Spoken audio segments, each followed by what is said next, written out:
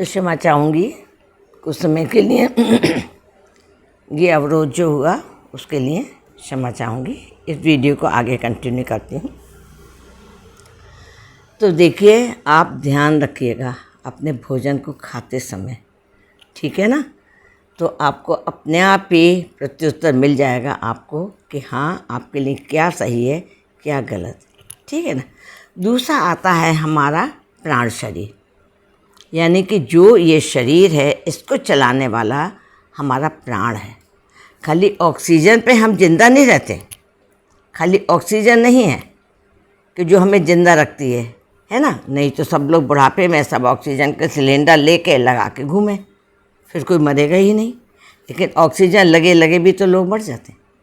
Oxygen लगी होती है, प्राण निकल जाते, क्योंकि प्राण शक्ति क्षीण हो गई, प्राण शक्ति निकल गई, यानी कि प्राण शरीर ने हमारा साथ छोड़ दिया, ठीक है। तो आखिर प्राण शरीर क्या होता है? मैंने आपको बताया, जो आपके अंदर एनर्जी है ना। हाथ जो आप चल रहे हैं, उठा रहे हैं, एक ताकत है ना उसके अंदर, तभी आप कर पा रहे हैं ना। नहीं तो हाथ ऐसे ही रह सकते हैं ना। आपके मुंह के अंदर एक एनर्जी है, ताकत है, प्राण शक्ति है, जिसके बल पे आप बोल पा रहे हैं। आपके शरीर में, आपके अंदर के ऑर्गन्स में प्राण शक्ति है, जिसके बल पर ये सारा फंक्शन, इतनी कॉम्प्लिकेटेड मशीनरी काम कर रही है, ठीक है ना। आपके सारे ऑर्गन्स चल रहे हैं, देखिए ना उसकी मशीनरी की एक दूसरे ऑर्गन से कनेक्टिविटी देखिए ना, कितनी तगड़ी है, कितनी ज़्यादा है, और किस तरीके से प्रोसेस होता है सब करके। तो हमारा होता प्राण शरीर। अभी प्राण शरीर को स्वस्थ रखने के लिए हम क्या करें? अन्नमय कोश को तो आपने समझ लिया कि प्रकृति के हिसाब से चलें, हम आयुर्वेद के नियमों को अपनाएं, हम खान पान अपना सुधारें, है ना। सारा सब कुछ करें अपना, ऋतु के अनुसार खाएं, फल कब खाएं कब नहीं खाएं, सब नियम हो गए हमारे। अब प्राण शरीर को मजबूत बनाने के लिए हम क्या करें? प्राण शरीर यानी कि हमारी इम्यूनिटी, पूरी हमारी इम्यूनिटी जो होती है, हमारी रोग प्रतिरोधक शक्ति, रोगों से लड़ने की जो शक्ति जो भगवान ने हमें दी है, जो हमारी इम्यूनिटी जिसे कहते हैं, वो पूरी हमारी प्राण शरीर के ऊपर निर्भर है। प्राण शरीर को हम कैसे मतलब रखें कि प्राण शक्ति हमारे अंदर ज़्यादा रहे? तो उसके लिए हमें करना होता प्राणायाम, क्योंकि ये एनर्जी तो पूरी ब्रह्मांड में, पूरी यूनिवर्स में फैली हुई है करके। अब जब हम ऐसे ही सांस लेते हैं, ऐसे ही सांस लेते हैं, तो खाली वो ऑक्सीजन आ रही है, आ रही है, जा रही है, आ रही है, लेकिन जब तक हम सांस को खींचेंगे नहीं, तो यूनिवर्स में जो व्याप्त है जो प्राण शक्ति, वो हमारे अंदर प्रवेश नहीं करेगी, ठीक है ना। तो जब हम गहरी सांस लेते हैं, जब सांस भरे,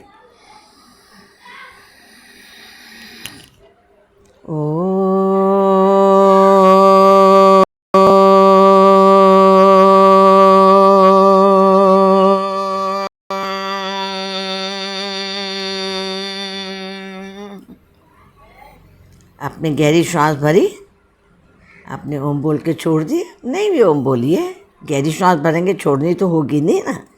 जब गहरी जितनी भरी हो उतनी छोड़नी भी होगी, तो ओम बोल लीजिए आप, भगवान का नाम भी हो जाएगा, वाइब्रेशन भी हो जाएंगे, आपके ऑर्गन भी स्वस्थ हो जाएंगे, आपका टाइम तो उतना ही लगा, आपका टाइम भी अच्छे से यूटिलाइज हो गया, ठीक है ना। तो प्राण शक्ति बढ़ाने के लिए हम प्राणायाम करें। अब नहीं प्राणायाम कर सकते, आप कहेंगे हमारे पास तो समय ही नहीं है, हम क्या करें क्या नहीं करें, तो आप गहरी सांस भर के ओम का उच्चारण कर लीजिए, उससे भी आपको बहुत लाभ हो जाएगा। काफ़ी मात्रा में, काफ़ी हद तक आपके अंदर ये प्राण शक्ति प्रवेश करेगी, और आपको आध्यात्मिक और शारीरिक, और ये आपके प्राण के लेवल पर आपको बहुत फ़ायदा मिल जाएगा, ठीक है ना। तो इतना कर लीजिए। अब आता है हमारा मनोमय कोश। सबसे बड़ा तो यही है ना, कि हम मन से हम कैसे लोगों को बर्ताव कर रहे हैं, लोगों के साथ, ठीक है ना। तो मन शरीर को अगर आपने स्वस्थ नहीं रखा, दूसरों के प्रति ग्लानि रखी, दूसरों के प्रति ईर्ष्या रखी, किसी की चीज़ को देख खुश नहीं हुई, तो ऊपर से तो बोल रहे हाँ आपकी गाड़ी बहुत अच्छी है, उसका रंग बहुत अच्छा है, मुझे बहुत खुशी, बहुत अच्छा लगा। अंदर चिड़चिड़ा है, क्या क्या करता है क्या नहीं करता है, बड़ी बड़ी गाड़ियाँ लेके घूमता है, ये वो कहाँ से करता है, रिश्वत की कमाई होगी, ये वो सब मतलब मार दुनिया भर की बातें करते। आपकी समझ में आया ना? एक एक चीज़, एक एक सोची हुई बात, एक एक किया हुआ कर्म आपका लिखित रूप में जाता है, कुछ छूटता नहीं है। आप सोचिए उस परमात्मा की व्यवस्था ऐसी है कि कुछ छूटेगा नहीं उससे। आप भले ही भूल जाएं या दूसरा कोई नोट करने वाला रजिस्टर में ना लिख पाए, मिस कर जाए, बट उस परमात्मा का रजिस्टर ऐसा है, उसके रजिस्ट्रार ऐसे बैठे हैं कि उससे कभी कुछ चूक नहीं होती, इसीलिए वो परम आत्मा है, परमात्मा बोलते हैं। ठीक है ना? तो अगर हम मन शरीर से किसी का बुरा नहीं करेंगे, है ना, और हम कोई गलत जगह जाना आना यानी मतलब सदाचार करेंगे, सद्व्यवहार करेंगे सबके साथ। दूसरा, हम अपनी प्राण शक्ति को प्रबल रखेंगे। प्राणों पर आँच कभी आती, प्राण शक्ति कभी हमारी डाउन हो जाती जब हम गलत काम करते हैं। जब आप कोई गलत काम करके आते हो तो आपको भय लगता है, आप डरते हैं। कोई सही काम करके आए तो सोचना भी नहीं पड़ता। तो जब हम भय में होते हैं उस प्रकार हमारी प्राण शक्ति क्षीण होती है ना। 4 चीज़ों में प्राण शक्ति जो है हमारी क्षीण होती। काम में, जब हम काम वासना में होते हैं हमारी श्वासें तेज चलती है और हमारी काम शक्ति क्षीण होती, प्राण शक्ति क्षीण होती। काम में, क्रोध में, जब हम क्रोध में होते हैं तो हमारी प्राण शक्ति क्षीण होती। काम, क्रोध, रोग में जब हम रोगी हो जाते हैं, है ना, तो रोग में आप देखिए हमारी प्राण शक्ति क्षीण हो जाती है। तो इसलिए आप देखते हैं कि हम भोग वासना में होते हैं, हम क्रोध में होते हैं, हम रोग में होते हैं और हम में होते हैं।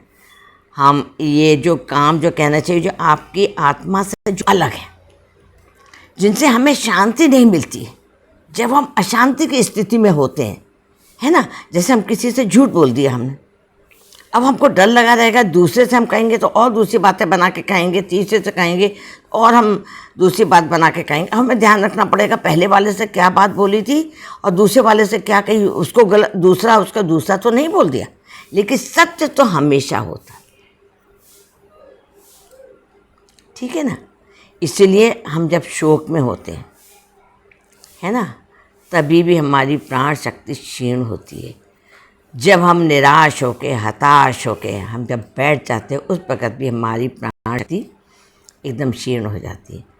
तो प्लीज़ आप इन सब कामों से बाहर निकलें। बहुत समय आपने बिता दिया, बहुत जीवन आपका निकल गया, अब अपने को संभालें और अपने को इससे ऊपर उभारें, ठीक है ना। तो अपनी प्राण शक्ति के लिए मैंने आपको बता दिया क्या करना चाहिए। अब आपका मन मैंने बता दिया कि मन से अगर हम किसी का बुरा चाहेंगे, बुरा करेंगे, तो वो हमारे प्राणमय कोश को प्रभावित करेगा, प्राण शक्ति क्षीण होगी।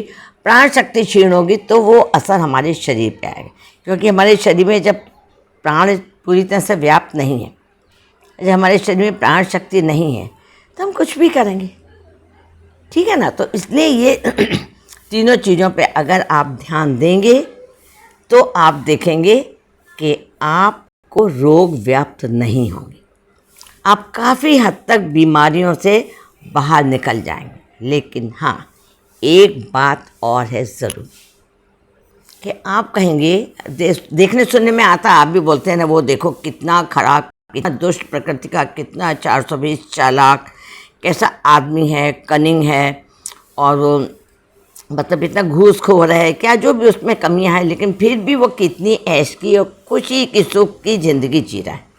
और दूसरी तरफ एक व्यक्ति है जो इतना धर्मात्मा है, इतना सत्य वक्ता है, सारे सब कुछ सद्गुण हैं उसके अंदर, फिर भी देखो उसके जीवन में इतने कष्ट ही कष्ट है। आखिर क्या कारण होता है? हम कारणों को समझें कि देखिए, कहते हैं ना, पूर्व जन्म कृतम पापम व्याधि रूपेण बाधते।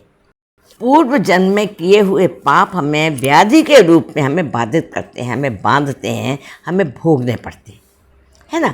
अब आप कहेंगे पूर्व जन्म किसने देखा, तो वो तो आपको विश्वास करना पड़ेगा। देखिए आप ऐसे समझ लीजिए, जैसे एक कोई 12वीं कक्षा का कोई विद्यार्थी है, 12th का कोई विद्यार्थी है, उसने 12th में तो बहुत पढ़ाई कर रहा है, और पीछे उसने लेके 4th 5th से लेके जब से वो बड़ी क्लास में आया उसने कुछ भी ABCD कुछ उसने पढ़ाई की ही नहीं। अब आपने केवल उसको 12th में पढ़ते देखा और उसके नंबर अच्छे नहीं आए, वो फेल हो गया, और आप कहेंगे देखो क्या गलत बात है कि इतनी कि उसने इतनी पढ़ाई की फिर भी वो फेल हो गया, ये तो सही बात नहीं है, उसको तो पास होना चाहिए था, क्योंकि आपने उसका पिछला जो रिकॉर्ड नहीं देखा, आपको नहीं मालूम। यही बात सच्चाई में भी है कि हम जो देखते हैं हम अपने इस जीवन में खाली देख पा रहे हैं, अभी का जीवन हम देख पा रहे हैं, जो पिछला हम करके आ गए हैं, गुड़ गोबर जो करके आ गए हैं, क्या गलतियाँ क्या करके आ गए हैं, वो हम देख नहीं पा रहे हैं। हाँ आप देख सकते हैं, बहुत लोग देख रहे हैं, वो आप मेडिटेशन के द्वारा आप ध्यान में बैठ जाइए और ध्यान में आप गहरे उतर जाते हैं, तो आप पिछले जन्म में आपने क्या क्या किया था, कर्मकांड किए थे आपने, क्यों आपको ये पाप और कष्ट आ रहे हैं, आप देख सकते हैं, उनको सुधार सकते हैं, ठीक है ना। इसीलिए आप देखिए जब बहुत परेशान हो जाते हैं हम लोग पंडितों के पास जाते हैं, पंडित क्या बताते हैं, यहाँ दान कीजिए, वहाँ दान कीजिए, यहाँ गाय को चारा खिलाइए, काले कुत्ते को रोटी खिलाइए, है ना, गरीबों को दान कीजिए, इस दिन आप दान कीजिए, इस दिन काले तेल और वो सब सरसों का तेल चढ़ाइए। और हम सोचते हैं अरे क्या बेवकूफ़ी बातें हैं, पंडित तो ठगने की बातें बता देते हैं, ये तो अपने इनको तो पैसे चाहिए, इसने ये सब लोग ये काम करते हैं वो करते हैं। हाँ ठीक है, लेकिन आपके पाप आपके कम कटेंगे कैसे? आप ये तो सोचिए, जो आप अपने काले कर्म करके आ गए हैं, है ना, तो उनको काटने के लिए यही तो उपाय होते हैं। जब आपने गाय को चारा खिलाया, गाय इतना दिव्य प्राणी है, तो उसके मन से चाहे जानवर हो चाहे इंसान हो, हर एक के मन से दुआ निकली। भोजन जब भी किसी भूखे को दिया जाता है वो आपको दुआ देता ही देता है। आप देखिए कुत्ते को एक बार रोटी खिला दीजिए, दोबारा आप उसको रोटी मत डालिए, लेकिन उधर से निकल जाइए, वो देखते ही आपके पीछे आ जाएगा, पूंछ हिला के आपको प्यार करने लगेगा, क्योंकि उसको मालूम है कि आपने रोटी खिलाई थी। इसके मतलब उसके मन में कुछ भाव है आपके प्रति। समझ में आया ना? इसने कभी भूल कर भी किसी जानवर किसी जीव की हत्या करना तो दूर, कभी कष्ट भी मत दीजिएगा प्लीज़। नहीं तो जैसा काम जो आप करेंगे, जैसी करनी वैसी भरनी, वो आपको भरना ही पड़ेगा। इसलिए जब भरने के लिए आए, जब खेती कटने के लिए आए और देखें कुछ खेती तो हुई नहीं है, सारी फसल खराब हो चुकी है, फिर उसको दोष देने मत बैठ जाइएगा। फिर तो उसको दोष देने लगते हैं कि उसने ऐसा किया, उसने वैसा किया, मैंने तो कुछ खराब नहीं किया किसी के साथ। दुनिया भर के हम जो हैं होते हैं ना, जो मन में आता है उसको बोल देते हैं, ठीक है। बट हम देखते नहीं हैं कि हमने बोया क्या है। काटने के समय हम देखते हैं फसल को, बट बोते समय हम नहीं देखते कि बो क्या है, बीज क्या डाल रहे हैं, फसल होगी कैसे, हमने कमाई क्या की, ठीक है। तो इन सब बातों से आप बहुत ज़्यादा बीमारियों से, रोगों से बच सकते हैं। इसके साथ ही आप आध्यात्मिक जगत में आप अगर उतरते हैं तो आप ये देखिए मंत्र जाप वगैरह जो हमारे उसमें बताए गए हैं, जैसे आप देखिए दुर्घटनाएं होती हैं, अच्छा खासा चलता हुआ घर, 1 सेकंड में दुर्घटना हुई, एक्सीडेंट हुआ और घर तबाह। आप देखिए ना, कितने रोज़ सुनते ही रहते हैं। मेरी भी जो मैं रहती हूँ घर के सामने, मुझे दिख रहा है यहाँ से घर, उसी में हुआ भी कुछ दिन पहले, 4-6 महीने पहले। पूरा परिवार था, माता पिता चले गए, बच्चे बहुत घायल हुए थे, सब करके बच्चे बच गए, छोटे ही बच्चे हैं, बहुत बड़े नहीं हैं। 4-5 साल की लड़की, 6-7 साल का लड़का। जब भी निकलती हूँ, सामने से निकलती हैं, देखती हूँ, दुख लगता है, लेकिन फिर सोचती हूँ सब कर्मों का फल करके, ठीक है ना। तो इसके लिए आपको क्या करना है कि हम जो हैं, हम अपने घर में अच्छे वाइब्रेशन क्रिएट करके रखें। नेगेटिव एनर्जीज जो हैं वो हम ना आने दें। गलत चीज़ों का सेवन करना, गलत खान पान रखने से वो सारी नेगेटिव एनर्जी जो होती हैं, जो नकारात्मक ऊर्जाएं होती हैं, वो सक्रिय हो जाती हैं, वो सक्रिय हो जाती हैं। और उनके सक्रिय होने की वजह से अब जब नकारात्मक ऊर्जा है, नेगेटिव एनर्जी है, वो एक्टिव है, तो गलत चीज़ें करवाएगी ना। कैसे होता है कि आप सुख शांति से रहें, आपके घर में बीमारी ना आए, आपके घर में कहीं कोई चोट फेंट ना लगे, किसी की कोई दुर्घटना ना हो, ये तो हो ही नहीं सकता है।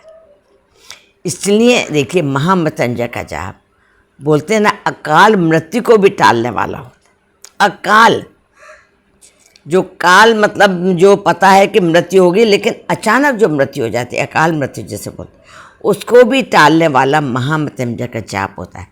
लेकिन मैं घर घर देखती हूँ, कहीं से कोई जाप भजन, कहीं से कोई सवेरे आवाज़ आती नहीं, शंखनाद की आवाज़ आती नहीं। मैं जब सवेरे उठ के पूजा करने बैठती हूँ तो सोचती हूँ शंख बजाएंगे, कहीं लोग बोलने ना आ जाए सवेरे सवेरे आप डिस्टर्ब कर रही। ये आवाज़ें आ रही हैं, आपके घर से आवाज़ आ रही है, डर के मारे मैं शंख नहीं बजाती करके। तो आप देखिए, ये जो अगर हम मंत्र जाप शुरू कर दें, हम शिव के जो जाप हैं, आपको महामृत्युंजय का जाप है, ओम त्र्यंबकम यजामहे, सबको मालूम है। ओम त्र्यंबकम यजामहे सुगंधिं पुष्टिवर्धनम उर्वारुकमिव बंदेनान् मृत्युर्मुक्षीय मां अमृता, है ना, गायत्री मंत्र। ओम भूर्भुवस्वः तत्सवितुर्वरेण्यं भर्गो देवस्य धीमहि धियो यो नः प्रचोदयात्। ओ ऐसे करके आपके बहुत सारे सिद्ध मंत्र हैं, आप उनको लगाइए सवेरे सवेरे, अपने घर के वाइब्रेशंस बढ़ाइए, पॉजिटिव एनर्जी को बढ़ाइए, तो आप देखेंगे कि काफ़ी हद तक ये दुर्घटनाएं टलेंगी और ये बीमारियों रोगों से आपको निदान मिलेगा। अब आप एक प्रश्न पूछ सकते हैं, आप कहेंगे कि अभी तो आप कह रही थी बीमारियां और ये दुर्घटनाएं हमारे कर्मों की वजह से आती हैं, तो हमने कर्म किए, तो क्या अगर कर्मों को भगवान इस तरीके से टाल लेगा तो सभी भगवान के पीछे पड़ जाएंगे। फिर कर्म करेंगे, मर्डर करके आ गए, भगवान की पूजा करना शुरू कर दी, प्याज लहसुन छोड़ दिया, सब छोड़ दिया, भगवान की साधना कर रहे, तो भगवान हमें सब दे देगा। देखिए, भगवान साधना से खुश होता है, ये आप सभी को मालूम है। आप लोगों ने इतने ग्रंथों तो हमारे पढ़े हैं कि वो राक्षसों ने भी देखिए भगवान को प्रसन्न किया, उन्होंने भी वरदान मांगा तो भगवान ने उनको भी वरदान दिया। क्योंकि जो साधना करेगा भगवान के लिए, त्याग करेगा, तप करेगा, परमात्मा तो किसी के साथ पार्शियल नहीं है ना, वो तो है ना, वो तो सबके साथ समान व्यवहार करेगा ना करके। सूरज जब समान सब पे रोशनी देता है ना, चाहे दुष्ट हो, चाहे वो कोई अच्छा व्यक्ति हो, पवित्र हो, चाहे वो अपवित्र हो, है ना। तो इसलिए प्रकृति का तो नियम है, तो वो करेगा। फिर आप कहेंगे परमात्मा का रोल क्या है, क्योंकि काम तो मैंने किए। हाँ, परमात्मा का इतना रोल है। देखिए, मैं आपको उदाहरण देकर समझाती हूँ। एक बच्चा है, ठीक है ना, वह 12th में उसने बहुत अच्छा किया, बहुत पढ़ाई की, लेकिन उसकी पिछली उसने नहीं पढ़ा था और वो फेल हो रहा है। समझिए, 3 नंबरों से वो फेल हो रहा है, 3 मार्क से वो फेल हो रहा है। अब उसकी पूरी साल खराब हो जाएगी, ठीक है। तो अभी प्रिंसिपल के हाथ में क्या है, प्रिंसिपल फेल से तो उसे पास नहीं कर सकता, अपने नियम को तो नहीं बदल सकता कि उसने व्यवहार अच्छा किया तो भगवान वो प्रिंसिपल उसके नियम को बदल दे। वो क्या कर सकता है, उसके बस में क्या है कि इंटरनल के जो मार्क्स हैं, क्योंकि उसने अच्छी पढ़ाई की है, उसका व्यवहार अच्छा है, सारा सब कुछ अच्छा है, तो वो इंटरनल के मार्क्स में उसके बस में इतना ही है। वो इंटरनल के मार्क्स में कुछ मार्क्स बढ़ा सकता है, 30 बढ़ा सकता है। अगर 20 मार्क का इंटरनल होता है, अगर 10 मार्क के 12 मार्क्स उसको मिले हैं तो 12 के 15 वो करके और बच्चे को पास करा। इतना होगा। जैसे आपने कर्म बहुत ख़राब किए, लेकिन आप बराबर मंत्र जाप, चांटिंग और भगवान की साधना आराधना करते हैं और ये तामसिक चीज़ों का प्रयोग नहीं करते हैं तो इतनी कृपा जरूर होगी आप पे कि आपको पाप का कम तो मिलेगा।